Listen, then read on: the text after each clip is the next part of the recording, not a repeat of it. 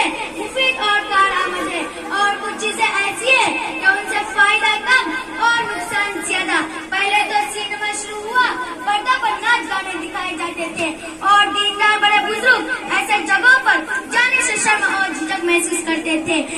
جب سے T V کی ایجاد ہوئی تب سے بے حیائی اور بے شرمی کا گویا سا سیلاب آ گیا ہے.